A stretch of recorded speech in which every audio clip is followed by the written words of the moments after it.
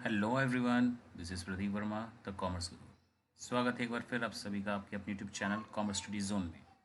तो जैसा कि आप सभी ने थंबनेल को देखा कि आज हम बात करने वाले हैं इस वीडियो के माध्यम से अपकमिंग टर्म 2 के बिजनेस स्टडीज़ के क्लास 12 के बोर्ड एग्जामिनेशन के बारे में, और वो भी 10 यूज़फुल टिप्स जो आपको एग्ज़ाम टाइम में मदद करेगी आपके टाइम को बचाने के लिए, और साथ ही साथ 2 घंटे में आपका जो पेपर कंप्लीट करना है उसको अचीव करने में।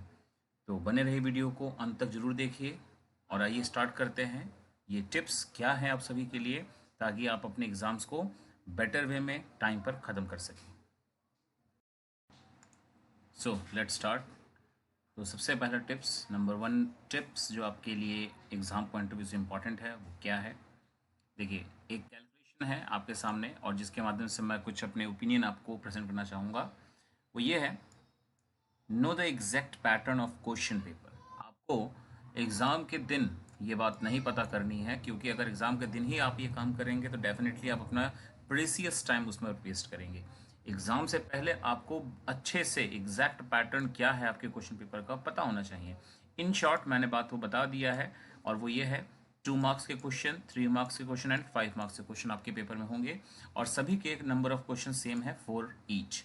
और जिसका मतलब हो गया कि 2 मार्क्स का टोटल वेट बन जाता है 8 मार्क्स, 3 मार्क्स वाले क्वेश्चन का वेट बनता है 12 मार्क्स, और 5 मार्क्स वाले क्वेश्चन का वेट बनता है 20 मार्क्स। तो इस तरीके से आपका 40 नंबर का पैटर्न डिज़ाइन किया है सीबीएसई ने टर्म 2 के असेसमेंट के लिए। और ये बात आपको पता होनी चाहिए। क्यों पता होनी चाहिए? अब ये बात टिप्स के तौर पर मैं क्यों कह रहा हूँ। Knowing the pattern during the exam is always saves a lot of time and helpful to make and implement the plans for writing the answers। तो अगर आपको आपके एग्ज़ाम के पैटर्न के जो क्वेश्चंस के नंबर्स हैं या मार्क्स है वो पहले से ही पता रहेगा, तो जो एक मन में डाउट का एक सिचुएशन होता है वो ख़त्म हो जाएगा, सस्पेंस ख़त्म हो चुका होगा, और जो आपके लिए ऑलवेज बेटर होगा कि प्लान को बना सकें वेल इन एडवांस और उसको एग्ज़ाम के टाइम में इम्प्लीमेंट कर सके वेरी इजीली। ठीक है, तो this was the first tips for you. Now let's move on to second tips, utilize the reading time well.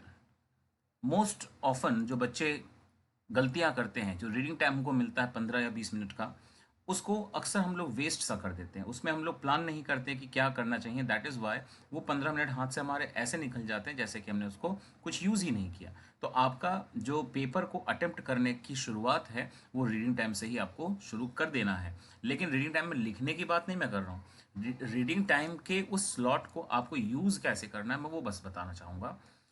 Choose the most appropriate questions to answer for those which have any internal choice। तो आपके इन सभी questions में आप सभी को अच्छे से मालूम होना चाहिए कि कुछ क्वेश्चंस में चॉइसेस मिलने वाले हैं। तो उन चॉइसेस में से आपको दो में से एक पार्ट करना होता है। तो आप जब लिख रहे हो तब आप लिखने के लिए फोकस करेंगे, ना कि चॉइस को सोचने में।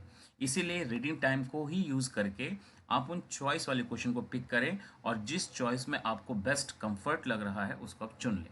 लाइक आपके क्वेश्चन नंबर 3 में अगर चॉइस दिया गया है पार्ट ए पार्ट बी, इनमें से कोई भी एक करना है, तो आप आंसर लिखते समय पार्ट ए को जरूर पढ़ेंगे, तो पार्ट बी को नहीं देख पाएंगे, और उस समय जल्दबाजी में आप किसी को ढंग से चुन भी नहीं पाओगे। इसलिए बेटर क्या होगा, जब आपको लिखने का प्रेशर नहीं होगा तो उस रीडिंग टाइम में आप बहुत अच्छे से दोनों को पढ़कर उस पर सोच सकते हैं कि किसको मुझे सेलेक्ट करना चाहिए।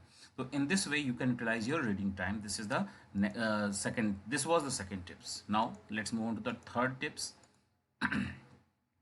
Start attempting all those questions at first. मैं ये आपको टिप्स देना चाहूँगा कि आप अपने पेपर में उन क्वेश्चंस को सबसे पहले अटेम्प्ट करिए। सबसे पहले मेरा मतलब देखिए क्या है कि आपके पेपर में क्वेश्चन नंबर 1 से लेकर क्वेश्चन नंबर 12 तक 12 क्वेश्चंस होने हैं।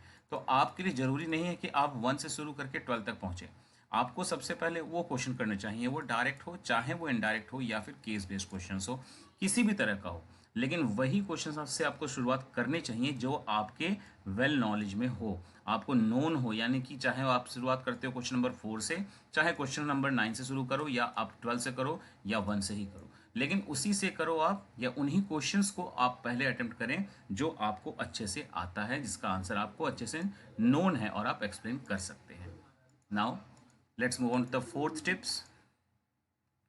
Attempt the last known answers questions at last. यानी कि sorry, attempt the last least known answers questions at last, यानी कि आपके 12 में से वो क्वेश्चन जिसको आप सबसे कम कंफर्ट जोन में फील करते हैं, यानी कि आपको उसका आंसर लगभग नहीं के बराबर पता है, उसी को सबसे लास्ट में करना चाहिए, ताकि वो आपका जो आंसर्स होता है वो एक बैड इंप्रेशन जो ला सकता है वो लास्ट में आए, पहले से ना आने पाए। ओके, नेक्स्ट आते हैं टिप्स पर। Try not to cross the given word limit by avoiding unnecessary over writing in explanation part. क्या होता है, कई बार हम लोग एक्सप्लेनेशन को अननेसेसरी ओवर राइट करते हैं। ओवर राइट का मतलब क्या होता है कि हमें 40 वर्ड्स में एक्सप्लेन करना होता है, हम लोग उसको 80, 90, 60 वर्ड्स में एक्सप्लेन कर देते हैं। तो इससे क्या होता है, ओवर राइटिंग में हमारा अननेसेसरी बहुत ही इंपॉर्टेंट प्रेशियस टाइम किल होता है, तो वो आपको बचाना होगा। वर्ड लिमिट को आपको एक्सीड नहीं करना चाहिए अपने एक्सप्लेनेशन पार्ट में। ये है आपका टिप्स नंबर 5। नाउ अब हम बढ़ते हैं अपने नेक्स्ट टिप की तरफ। नाउ इससे पहले कि वीडियो हम आगे बढ़ते हैं, मैं आप सभी से एक रिक्वेस्ट करना चाहूँगा कि अगर आपको मेरा ये वीडियो, ये एफर्ट्स अच्छा लग रहा है तो चैनल को लाइक ज़रूर करें, शेयर करें, और साथ ही साथ अगर आपने चैनल पर पहली बार विजिट किया है तो सब्सक्राइब जरूर करें। Okay, let's move ahead for the next tips. तो टिप्स नंबर 6 पर हम आ चुके हैं। Be creative in writing the answers, give suitable examples, draw flow charts and use dialogue boxes with the help of cartoon. देखिए, कई बार आप लोग बुक्स में जो चीज़ें देते हैं मैं उसी के ऊपर बात कर रहा हूँ। फ्लो चार्ट बनाने के लिए मैंने आपको थोड़ा सा इंसिस्ट किया है, डायलॉग बॉक्सेस को यूज़ करने को कहा है, साथ ही साथ अगर आपसे पॉसिबल हो सके तो कार्टून का यूज़ करके भी आप अपने आंसर्स को कम शब्दों में बेहतर से बेहतर क्रिएटिव बना सकते हैं। And all this will save time and it will be more effective. अब आपको लग रहा होगा कि ये सब बनाने में तो टाइम और जाएगा, टाइम बचेगा कैसे इससे? तो मैं बताना चाहूँगा, अगर आप एग्ज़ाम में पहली बार इसको अटेम्प्ट करेंगे तो डेफिनेटली ये आपका टाइम वेस्ट करेगा। आपको इसकी पहले हैबिट होनी चाहिए, पहले आपको प्रैक्टिस करनी होगी, तब जाकर आप एग्ज़ाम में उसको फ्लॉलेसली कर सकते हैं। खैर, मैं आपको फिलहाल कुछ दो एक एग्जाम्पल्स के साथ इसको बताना चाहूँगा। देखिए, जैसे एक एग्जाम्पल है आपके सामने एक लीडरशिप स्टाइल के बारे में, जिससे आप देख सकते हैं कम शब्दों में और कम समय में आप कैसे अच्छे से बता सकते हैं। आप दिखाना चाहते हैं कि लीडरशिप स्टाइल 3 होते हैं, ऑटोक्रेटिक है, लेजियस फेयर है, डेमोक्रेटिक है। 3 में एक एक आपने कार्टून बना दिए जो रिप्रेजेंट करते हैं एक लीडर को, उनके बारे में कुछ लिख दिया गया और उनके नीचे सबऑर्डिनेट्स को दिखा दिया गया। इस तरह से इफेक्टिव एक एक्सप्लेनेशन का तरीका आप अपना सकते हो, ये मैं कहना चाहता हूँ। लेकिन एग्जाम में आप इसको अटेम्प्ट करेंगे डायरेक्टली तो डेफिनेटली आपका टाइम वेस्ट करेगा ये। नाउ, जैसे कि एक फ्लो चार्ट की मदद से हम दिखाना चाहेंगे कम्युनिकेशन प्रोसेस को, sender, encoding, message, decoding, receiver, बीच में नॉइस भी आता है और फीडबैक भी होता है। ये सब हम सभी ने बुक्स में पढ़ा हुआ है और ये समय है इन चीज़ों को एग्जाम में अप्लाई करने की बारी है अब। और जैसे कि आपके सामने एक और एग्जांपल है कंज्यूमर प्रोटेक्शन से लेकर के डायलॉग बॉक्स के तौर पर ही है। If it is not right, जैसे कि आप चेयर को देख पा रहे हैं, चेयर टूटा फूटा है, देन यूज़ योर राइट। अगर वो चीज़ सही नहीं है तो आप अपने कंज्यूमर के नाते वो राइट्स आपकी जो होते हैं उसको यूटिलाइज करिए। तो these are the tips as tips number 6 कि आपको अपने लिखते समय आंसर को और क्रिएटिव कैसे बनाना चाहिए कम समय में। Now tips number 7, plan your answers before you start writing. लिखने के बाद आप प्लानिंग करेंगे तो that will not help, that will always kill your time. तो आपको लिखने से पहले ही प्लान बना लेने चाहिए। हो सके तो आप रफ का इस्तेमाल करिए, उन पर्टिकुलर स्टेप्स को लिख लीजिए जिसको लिख लिख कर आप अपना आंसर बनाएंगे, so that you can avoid the duplication of explanation and cuttings. कई बार क्या होता है, हम अपने आंसर्स को लिखते समय प्लानिंग करते हैं, पहले नहीं कर पाते हैं, तो इस वजह से हम अननेसेसरी कटिंग कर रहे होते हैं। लिखते हैं, फिर सोचते हैं, फिर काटते हैं, फिर दोबारा लिखते हैं, फिर काटते हैं, या कई बार वही स्टेटमेंट दोबारा भी लिख देते हैं। तो ये तभी होता है जब आपने अपने आंसर को लिखने से पहले प्लान नहीं किया होता है। तो पहले आप अपने आंसर्स को प्लान करिए, फिर उसको लिखने की शुरुआत करिए। जैसे आपके सामने देखिए इमेज दिखाना चाहूँगा मैं, जो बताना चाहता है इस एग्जाम्पल के इस इमेज के माध्यम से बताना चाहूँगा आपको कि देखिए, जैसे एक बच्चा सॉल्व कर रहा है, मैथ्स का कोई क्वेश्चन है, करते करते यहाँ तक तो किया, उसके बाद यहाँ पर कुछ सोचा, कुछ सॉल्व किया, फिर कटिंग किया, टाइम वेस्ट किया, यहाँ पर फिर से अटेम्प्ट किया। तो ये चीज़ें आपको नहीं करनी है। हावेवर ये मैथ्स है, लेकिन थियोरेटिकल में ये चीज़ें बहुत कॉमन एरर में आ जाते हैं। बच्चा लिखता कुछ और है, फिर बाद में सोचता कुछ और है, काट देता है, फिर दोबारा लिखता है। इससे बहुत ही ज़्यादा प्रेशियस टाइम आपका बर्बाद होता है, तो ऐसा बिल्कुल ना करें। चलिए देखते हैं नेक्स्ट टिप्स क्या है आपके लिए। तो ये एक बार और फिर से कैलकुलेशन है जो बहुत ही ज़्यादा एनालिटिकल वे में मैंने किया है, तो बहुत ध्यान समझिएगा इस चीज़ को। देखिए, लिखा है मैंने, do not spend more than 2.5 minutes for each 1 mark of a question.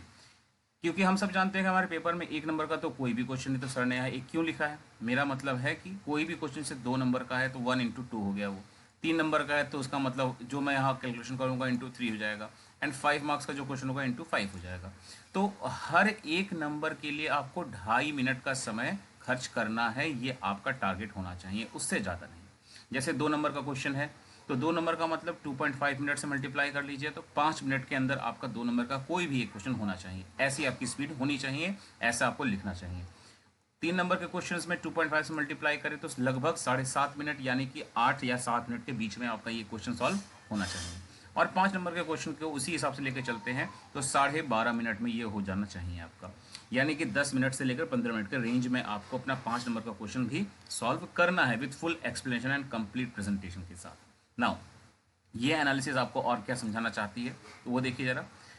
In this way you will spend 25 minutes. कैसे बना 25? तो ये 5, ये 7.5 और ये 12.5 मिला करके देख सकते हो, आपने लिखा है मैंने यहाँ पर 25 मिनट आपने यूज़ कर लिया है फॉर ईच 10 मार्क्स, क्योंकि ऑलरेडी आपने 2 मार्क्स को अटेम्प्ट किया, यहाँ पर 3 और यहाँ 5 नंबर, यानी कुल मिलाकर आपने 10 नंबर को अटेम्प्ट किया। आपको मिल गए कितने? 25 मिनट्स आपको खर्च करने पड़ गए 25 मिनट। तो आपका पेपर तो 40 नंबर का होना है, तो इसका मतलब कि अगर आप इसी पेस में अटेम्प्ट करेंगे 40 मार्क्स के पेपर को तो आपको स्पेंड करना पड़ेगा 100 मिनट्स, यानी कि 25 मिनट्स मल्टीप्लाई बाय 4, क्योंकि 4 सेक्शंस में आप 40 में पूरा करेंगे तो 100 मिनट्स आपको खर्च करने पड़ेंगे। नाउ आपके पास होते हैं 120 मिनट इनिशियली, 100 मिनट्स आप खर्च कर चुके होंगे, तो इसका मतलब होगा कि आपके पास 20 मिनट अभी भी बचे रहेंगे ताकि आप अपने आंसर्स को रीड कर सके, दोबारा से क्रॉस चेकिंग कर सके, कोई चीज़ मिस हो गई तो उसको लिख सके, जो हमेशा बहुत ज़रूरी होता है, बहुत वाइटल होता है अच्छे नंबर लाने के लिए, कि लास्ट मोमेंट में आपको एक बार रिवीजन का टाइम बचना ज़रूरी है। तो इस तरह से मेरा एक सजेशन है, हर एक नंबर पर 2.5 मिनट से ज़्यादा खर्च करने की कोशिश बिल्कुल भी ना करें। नाउ अब बढ़ते हैं अपने नेक्स्ट पर्टिकुलर टिप्स की तरफ। Do not write or explain the numbers of headings in excess of what is demanded in the question. कई बार ऐसा होता है कि बच्चों से हम बोलते हैं 3 हेडिंग्स लिखने हैं, 4 हेडिंग्स एक्सप्लेन करने हैं, दो डिफ्रेंसिएशन लिखने हैं, बच्चा 2 की जगह 3 लिखता है, 4 लिखता है, सोचता है कोई तो 2 सही होगा। तो बताना चाहूँगा ऐसा बिल्कुल ना करें आप।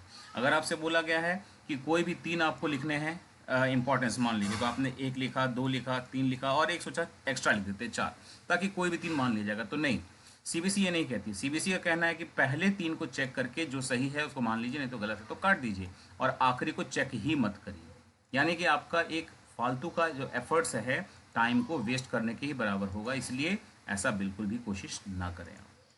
नाउ बढ़ते हैं लास्ट टिप्स की तरफ। Use only blue ballpoint pen to write the headings and explanation. Avoid frequent changes of black and blue pens. क्या होता है कई बार कि बच्चे हेडिंग के लिए ब्लैक पेन और फिर लिखने के लिए ब्लू पेन का इस्तेमाल करते हैं, बार बार इसको करते हैं, जिससे थोड़े बहुत इंटरवल्स में ही सही लेकिन टाइम की बहुत ज़्यादा खपत होती है, बहुत ज़्यादा टाइम वेस्ट होता है। तो आप ऐसा बिल्कुल ना करें।